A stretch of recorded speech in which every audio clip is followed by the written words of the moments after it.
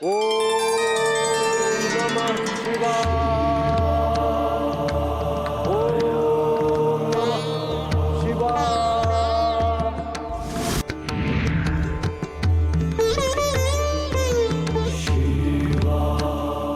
आपकी असीम कृपा है भैरव, जो आपने हमारी पुकार सुनी। कहिए श्री विष्णुदेव, किस प्रयोजन से आपने मेरा आह्वान किया है? आपकी अनुपस्थिति में घोर संकट उत्पन्न हो गया है भैरव। असुर अतिकाय अपने अत्याचार से, व्याभिचारी व्यवहार से संसार में स्थापित संस्कार, आचार, विचार और मर्यादा का विनाश करना चाहता है। वो महामाया के मान और मर्यादा पर प्रहार कर रहे हैं। ऐसे गंभीर समय में यदि आप अपने मूल रूप में नहीं आएंगे तो भारी अनर्थ हो जाएगा। माता महामाया सती के शील पर संकट।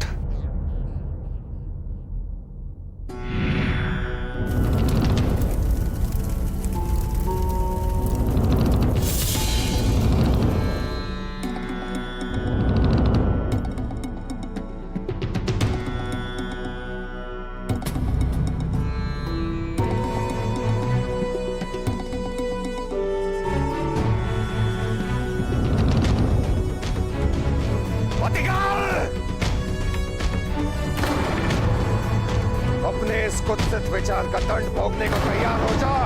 अतिकाय का वध इतना सरल नहीं है भैरव। उसका अंत करने से पहले आपको महामाया की रची लीला का पात्र बनना होगा और उनके मोहिनी जाल में फंसे अतिकाय को युद्ध के लिए चुनौती देनी होगी। और उसके पश्चात आपको क्या करना है, यह तो आपको ज्ञात नहीं। मेरे समीप आओ माया, निकट आओ मेरे। प्रेम में प्रिय से दूर रहना पाप है। सुख मन की सोच में है। सामीप्य और दूरी से ना तो सुख का निर्धारण होता है और ना ही प्रेम का। नहीं माया, जिस प्रेम में निकटता नहीं वो प्रेम प्रेम नहीं। दूरियां प्रेम का अपमान है और नारियां प्रेम का अपमान नहीं करती। आपकी इस व्यग्रता को देखकर मुझे अत्यंत दुख हो रहा है। क्यों? मैं सोचती थी कि आप मेरे सच्चे प्रेमी हैं,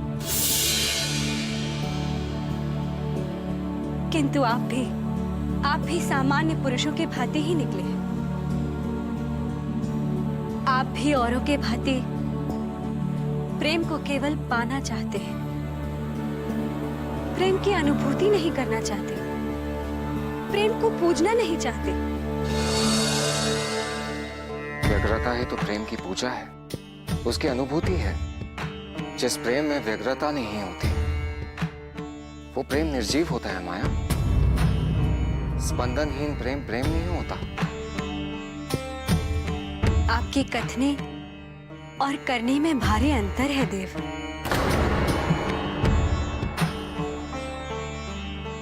आप जिस प्रेम की बात कर रहे हैं वही असली प्रेम है, पवित्र प्रेम, जिसमें प्रेमी हृदय को जीतकर प्रेम के युद्ध में विजय होता है, ना कि बलपूर्वक विवश करके प्रेमी को प्राप्त करने की कोशिश करता है, जैसा कि आप कर रहे हैं। मैं नहीं जानती थी कि मैं जिससे पवित्र प्रेम करती थी उससे मेरे प्यार का ये प्रतिकार मिलेगा। ऐसा मत कहो माया। मैं लांछित नहीं कर रही, सत्य कह रही हूँ। आप मुझसे पवित्र प्रेम नहीं करते।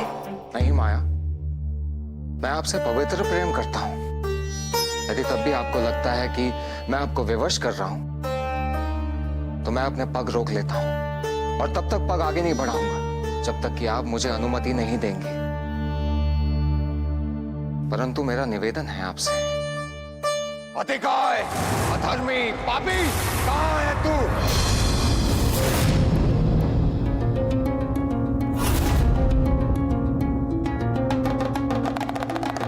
तो तू है वो दुष्ट जिससे सारा संसार त्रस्त है। धन्यवाद भैरव, आप आ गए। मेरा दायित्व पूर्ण हुआ। कौन हो तुम और यहाँ क्यों आए हो? जानते नहीं मैं इस धरती का ईश्वर हूँ। और इस तरह ललकारने का तात्पर्य, मैं निषाद हूँ और इस ललकार का तात्पर्य युद्ध की चुनौती है। अधिकाय, युद्ध, हाँ युद्ध। आओ मेरे साथ युद्ध करो। कोई और स्थान होता तो मैं तुम्हारी चुनौती अवश्य स्वीकार करता, परंतु जहां पर तुम खड़े हो वो सौभाग्य से युद्ध भूमि नहीं, प्रेम भूमि है। और मैं तुमसे यहां पर युद्ध नहीं कर सकता। प्रेम की ओट में अपनी कायरता छुपा रहे हो अधिकाय। कायर नहीं हूं मैं। मेरी शक्ति का साक्षी ये पूरा संसार है। दसों दिशाएं साक्षी हैं। सत्य कहा तुमने अधिकाय। दसों दिशाएं साक्षी अवश्य हैं, परंतु तुम्हारे अत्याचार की, किस तरह तुमने निर्दोष लोगों की हत्या की है, ये संसार साक्षी है तुम्हारे अहंकार का। अपनी शक्ति के अहंकार में तुमने स्वयं को महादेव के स्थान पर ईश्वर घोषित कर दिया, और ये मुझे कदापि स्वीकार नहीं है। इसी कारण मैं तुझे युद्ध के लिए ललकार रहा हूं। आज मेरे हाथों तेरा अंत निश्चित है अधिकाय। तू देगा ईश्वर को मृत्यु। यदि तू स्वयं जीवित रहना चाहता है तो अपने सामने खड़े हुए ईश्वर का आधिपत्य स्वीकार कर ले।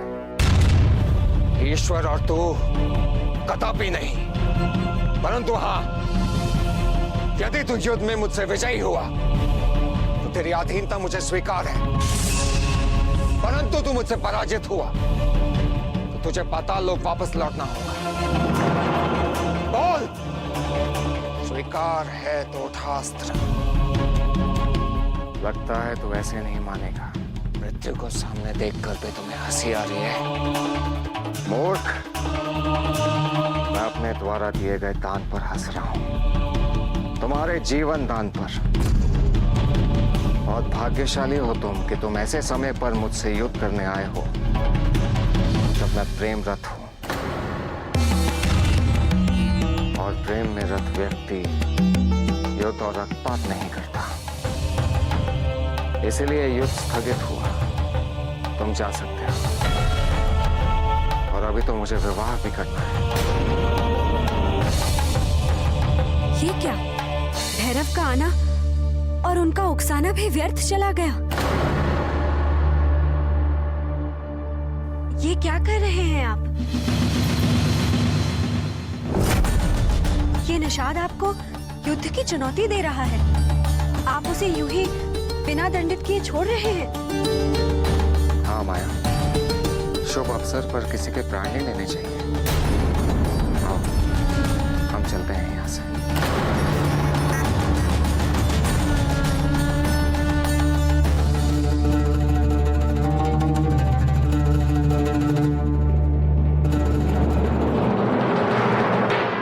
इस प्रकार अधिकाय के मना करने पर महामाया की रची योजना असफल हो गई। किंतु प्रभु, एक पापी अधर्मी युद्ध करने से कैसे मना कर सकता है? देवी, उस पर आपका संदेह निराधार नहीं है। युद्ध ना करना उसका चित्त परिवर्तन नहीं था। तब क्या था? माता के श्रृंगार बाण का प्रभाव था। प्रेम और लिप्सा में वो इतना लिप्त हो गया था कि उसे चारों ओर प्रेम ही प्रेम दिखाई दे रहा था। किंतु प्रभु, अतिकाय के पास तो आपकी संहारक शक्ति थी।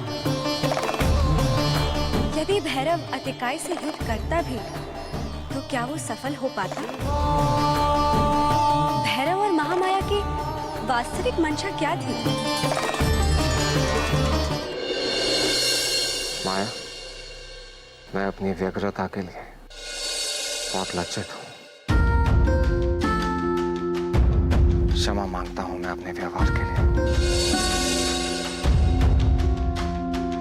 आपके मुखमंडल पर पश्चाताप का भाव स्पष्ट है, अर्थात आपकी क्षमा याचना में सच्चाई है। अर्थात आपने मुझे क्षमा कर दिया।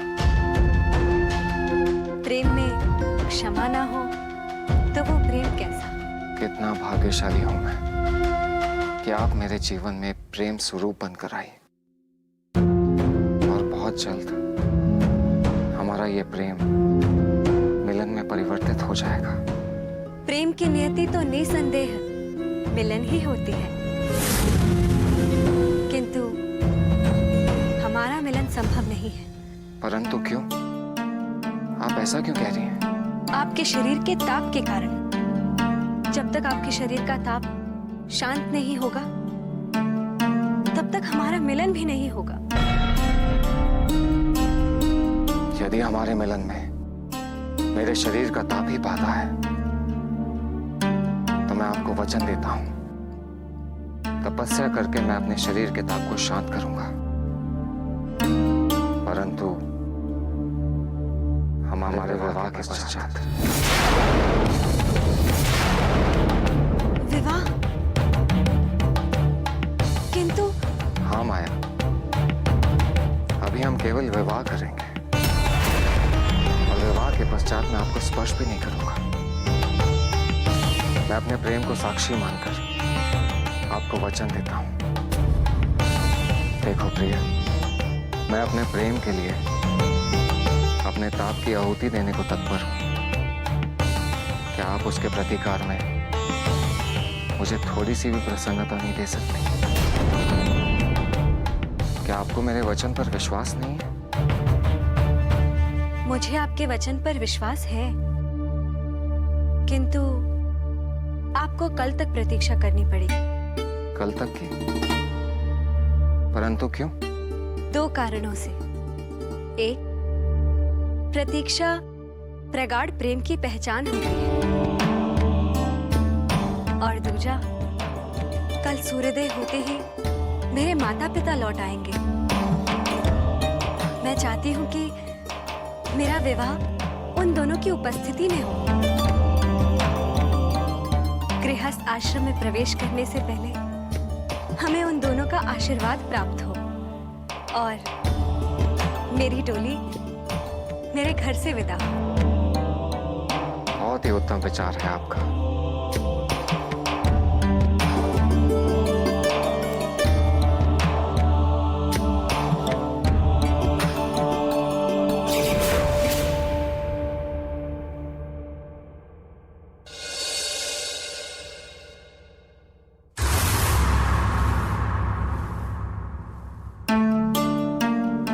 आपने इस अयोग्य के लिए बहुत किया है।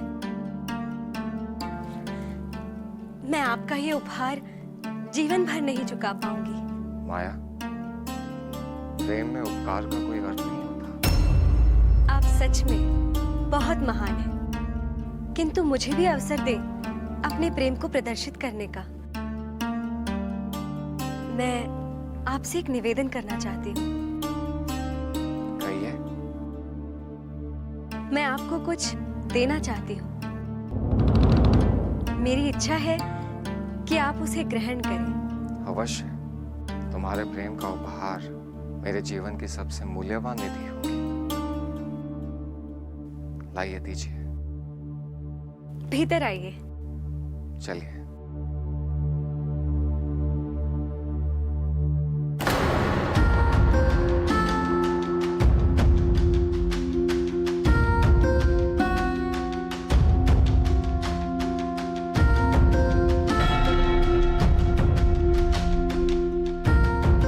इतने सारे व्यंजन किसके लिए? आपके लिए। मैंने स्वयं अपने हाथों से बनाया ये भोजन। किंतु इसकी क्या आवश्यकता थी? पारिवारिक परंपरा के निर्वाह के लिए ये आवश्यक था। हमारे परिवार की ये प्रथा है कि विवाह के एक दिन पूर्व होने वाला वर अपने होने वाली वधू के घर भोज के लिए बुलाया जाता है। समय नहीं था, हमारा विवाह कल ही है, तो परंपरा की कड़ी टूटे ना मैंने माता पिता की अनुपस्थिति में ही ये आयोजन स्वयं कर लिया। आप आइए ना, आसन ग्रहण कीजिए।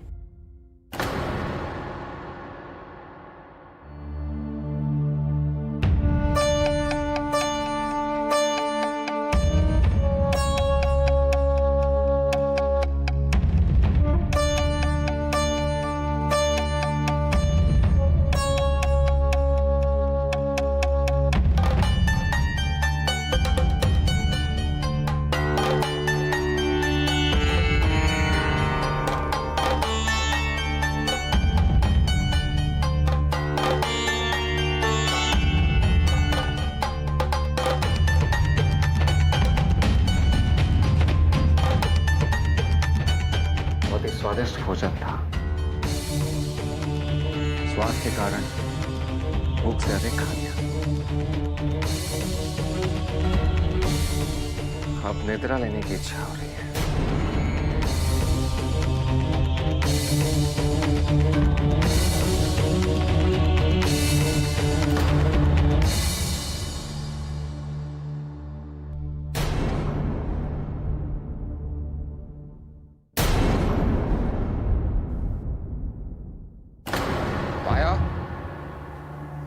माया,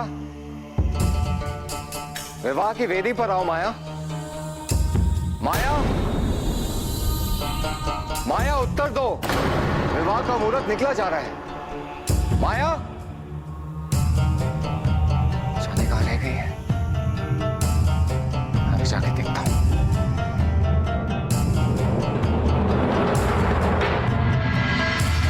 माया, माया, यहां तो नहीं है। माया, माया,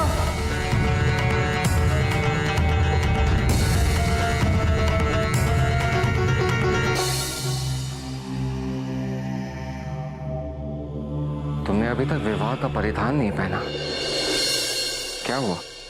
हाँ, वो इसलिए कि मेरे माता पिता अभी तक नहीं आए।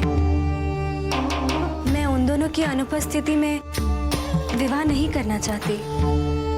उनकी अनुपस्थिति में विवाह ना करने वाली बात करके तुम उचित नहीं कर रही हो माया। जिस प्रकार मैं अपना वचन निभा रहा हूं, मैं चाहता हूं कि तुम भी अपना वचन निभाओ। चलो विवाह के मंडप में, शुभ घड़ी निकली जा रही है। क्षमा कीजिएगा, किंतु आपने अपना वचन नहीं रखा। मैंने आपसे कहा कि विवाह से पहले तप करके अपने ताप को शांत कीजिए, किंतु वो आपने नहीं किया। अब कह रही हूं, विवाह से पहले मेरे माता पिता की प्रतीक्षा कीजिए, किंतु वो भी आप नहीं कर रहे। फिर कौन सी बात मान रहे हैं आप मेरी? कौन सा वचन निभा रहे हैं?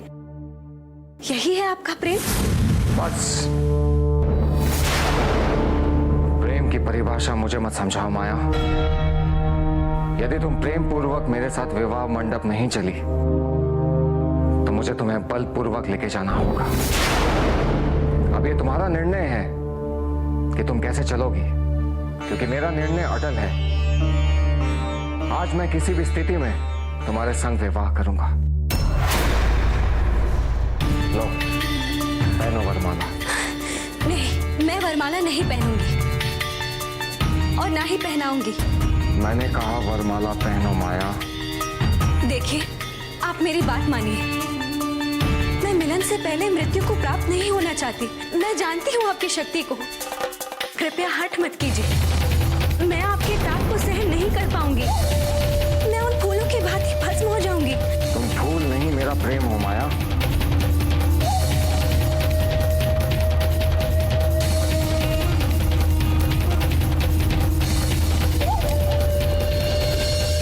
नहीं माया, नहीं नहीं, मेरी माया भस्म नहीं हो सकती, नहीं हो सकती भस्म।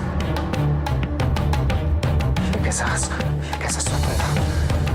मैं अपनी माया को कुछ नहीं होने दूंगा, कुछ नहीं होने दूंगा उसे। माया, माया,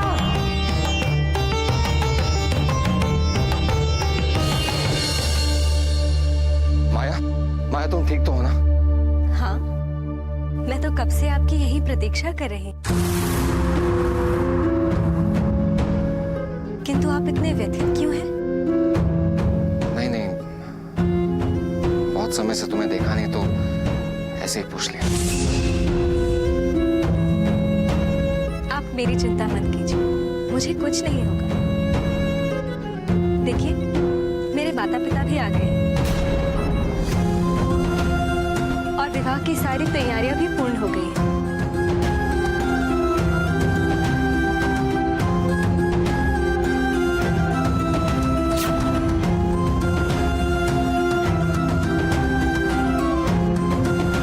आशीर्वाद दीजिए। आप दोनों धन्य हैं जो आपको ऐसी पुत्री मिली।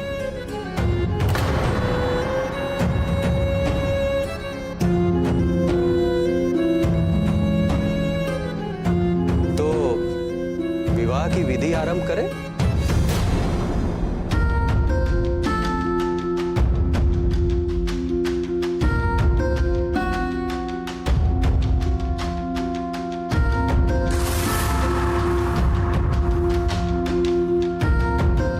पुत्री, वरमाला डालो।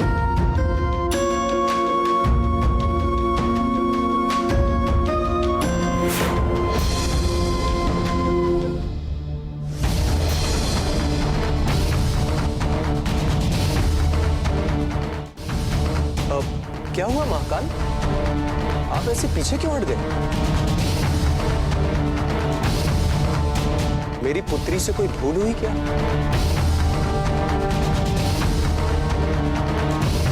अथवा वो आपके योग्य नहीं?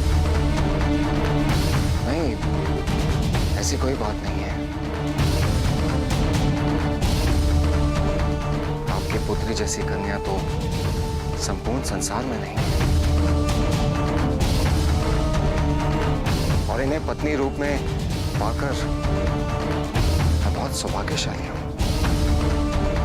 फिर पग पीछे हटाने का कारण? वो मैंने एक स्वप्न देखा कि जब मैं इन्हें वरमाला पहना रहा हूं तो ये जलकर भस्म हो गए। बस उसी का भय है। इस स्वप्न का कारण आपके मन की चंचलता है और कुछ नहीं।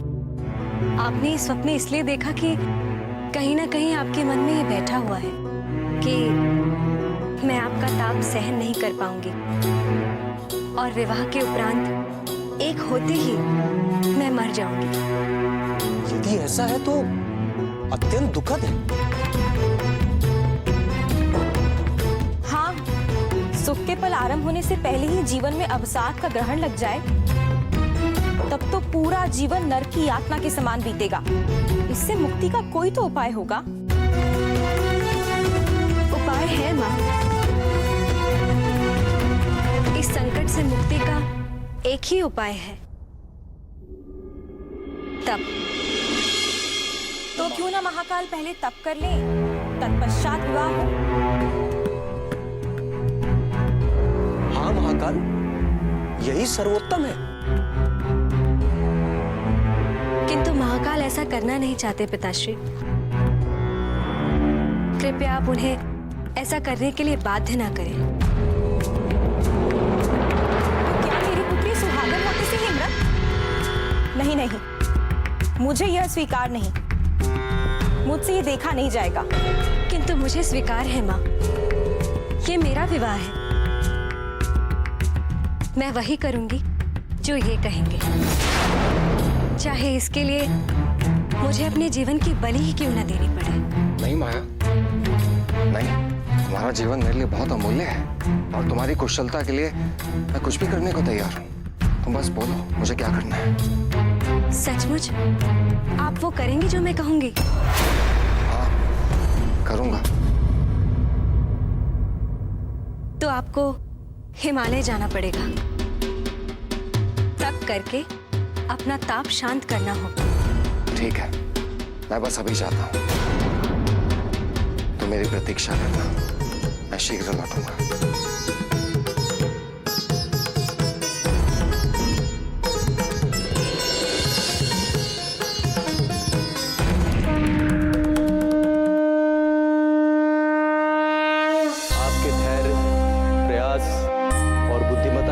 काम है मोहम्मद। आपने जिस प्रकार चतुराई और कुशलता से इस संकट को समाप्त किया, वो युगों युगों तक इस संसार में याद किया जाता रहेगा। अब और कोई भी बाधा, कोई विघ्न नहीं आ सकता मार्ग में। आप धन्य है माता, धन्य है।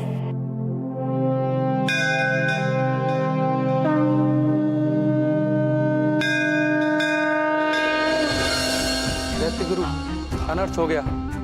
असुरराज अतिकाय ने हिमालय पर्वत पर जाकर अपने तपते शरीर को शीतल करने के लिए समाधि ले ली।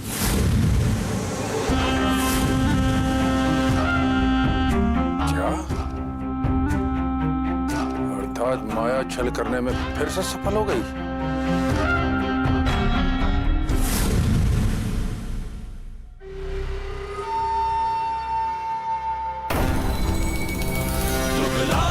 विकराल बाहु विशाल उन्नत भाल है, विद्रूप विध्वंसक मति मदमत्त गज सी चाल है, करे अट्टहास विनाशकारी गूंजे ज्योति उलोक में।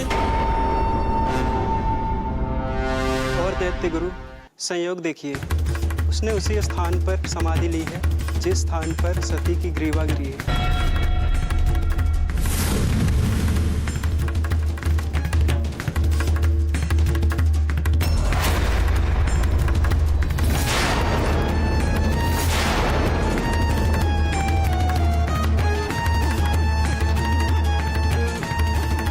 स्थान पर अतिकाय तपस्या करने वाला है, वो स्थान शक्ति के प्रभाव से शीतलता प्रदान करने वाला है। जब ताप ही समाप्त हो जाएगा, विनाश कैसा? मुझे शीघ्र ही उसे रोकना होगा, अन्यथा देवताओं की योजना के अनुसार अतिकाय स्वयं अपना सर्वनाश कर लेगा।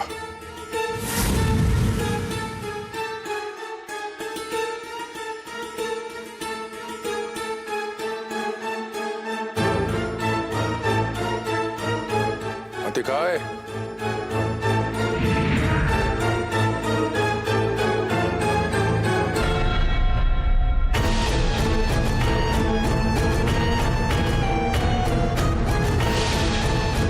अतिकाय,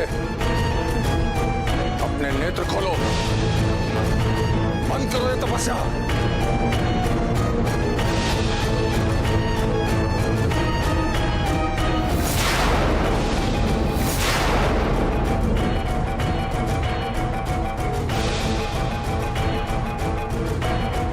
कहता हूं अपने नेत्र खोलो अतिकाय, ये क्या कर रहे हो तुम?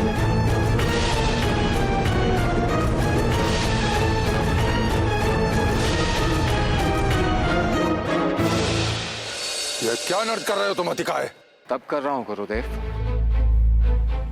अपने शरीर के ताप को शांत करने के लिए तब कर रहा हूं। तो अंततः तुम उन कपटी देवताओं के रचे माया के जाल में उलझ गए और उस मोहनी शक्ति के वशीभूत हो अपने विनाश के तट तक पहुंच गए। ये मेरा विनाश नहीं, विस्तार है, मेरे प्रेम का विस्तार, जो जीवन का सार है।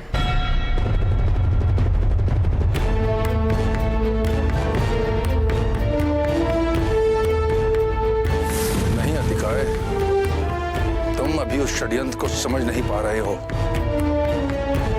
क्योंकि तुम अभी तक उस माया के सम्मोहन में हो। उसके प्रभाव से तुम्हें बाहर निकलना ही होगा।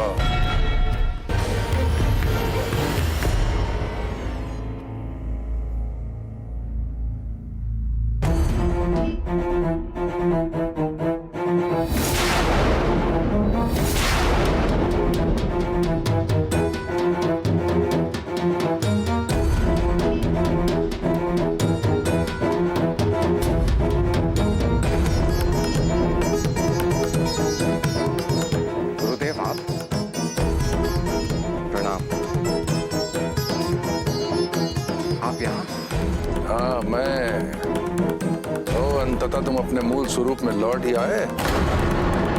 मूल स्वरूप? परंतु मैं कहाँ हूँ? हिमालय में। हिमालय में? किंतु मैं तो, कहाँ है वो वो दुष्ट था जिसका मैं पीछा कर रहा था? कहाँ है वो? अतिकाय, जिस स्त्री का तुम पीछा कर रहे थे वो कोई और नहीं बल्कि महामाया है, आदि शक्ति का ही एक रूप। वो देखो सामने।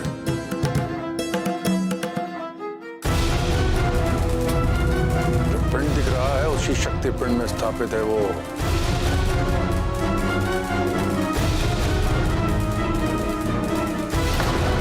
किंतु मैं यहाँ कैसे आ गया? किसके कहने पे आया हूँ? उसी महामाया के कहने पे देवताओं ने उसको माध्यम बनाया तुम्हारे विनाश का। वे चाहते हैं कि तुम उसी माया के वश में रहो और वे तुम्हारा अंत करते हैं।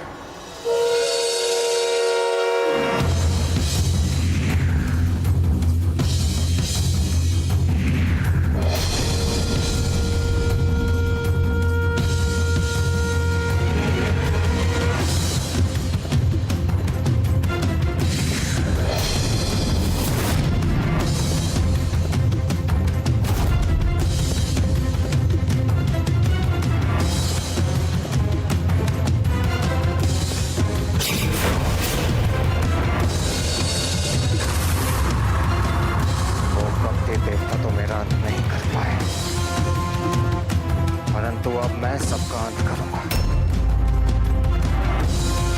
सबसे पहले उस महामाया शक्तिपीठ का विध्वंस करूंगा, मुझे वश में करने वाली दुष्टा। देख तेरे शक्तिपीठ की क्या दुर्गति करता हूं।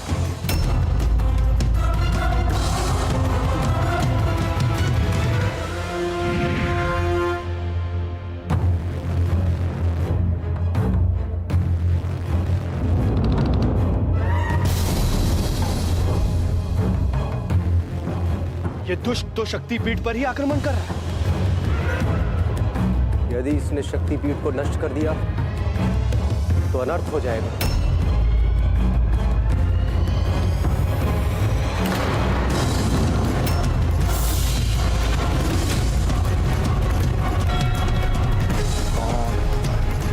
तुम्हारा अंत शक्तिपीठ का रक्षक, मेरा अंत कोई नहीं कर सकता और ना ही मुझसे उस शक्तिपीठ को कोई बचा सकता है। मेरे रहते हुए तुम्हारी परछाई भी शक्तिपीठ को छू नहीं सकती। लगता है तुझे अपने जीवन से मोह नहीं है। सोचा था कि सबसे पहले मां माया शक्तिपीठ का अंत करूंगा, परंतु अब तू मेरे सामने बाधा बन के आ गया है, तो तेरा अंत अनिवार्य है।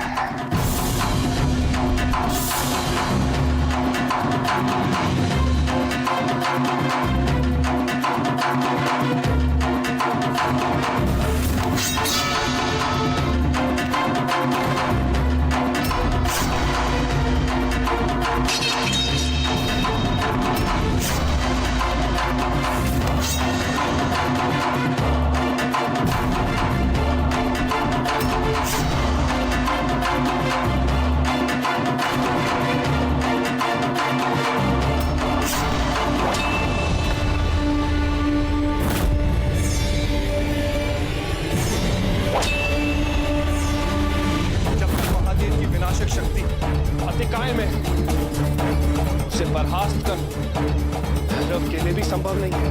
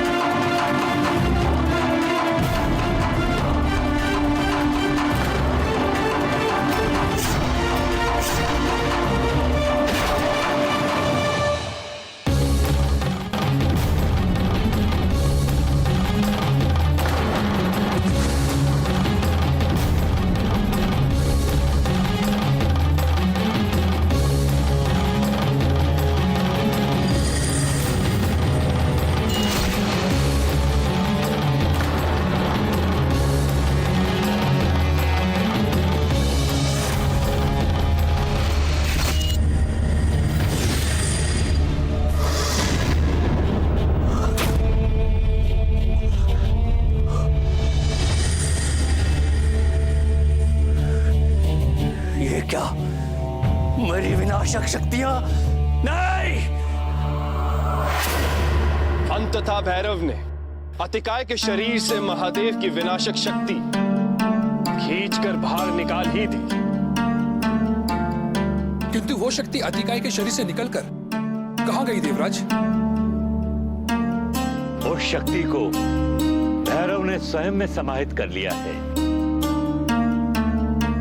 किंतु उस विनाशक शक्ति को महादेव के सिवा और कोई धारण नहीं कर सकता। फिर भैरव ने कैसे?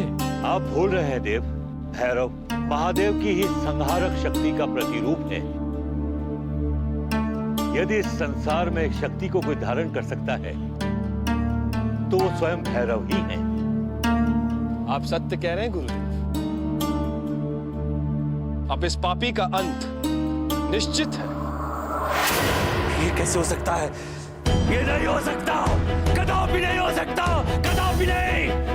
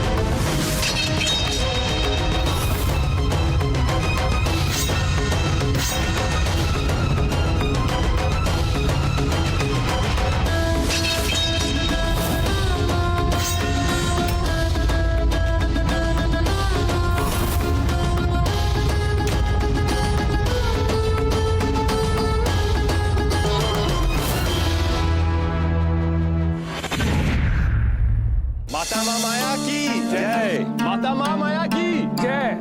हम समस्त देवताओं का आपको बारंबार प्रणाम।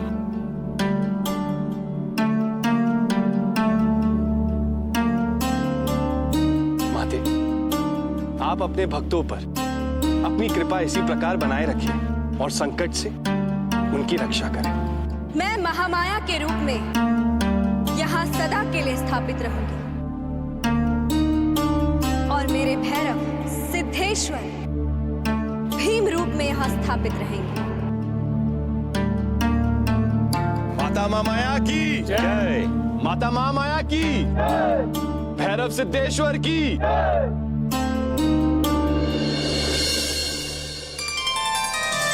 और इस प्रकार महामाया ने अतिकाय का अंत कर धरती पर पुनः संतुलन स्थापित किया और जगत को आशीर्वाद दिया कि जो भी भक्त माता महामाया शक्तिपीठ पर आकर प्रार्थना करेगा, अपना शीश झुकाएगा, उसे माता महामाया की कृपा प्राप्त होगी। उसके जीवन में संतुलन बना रहेगा।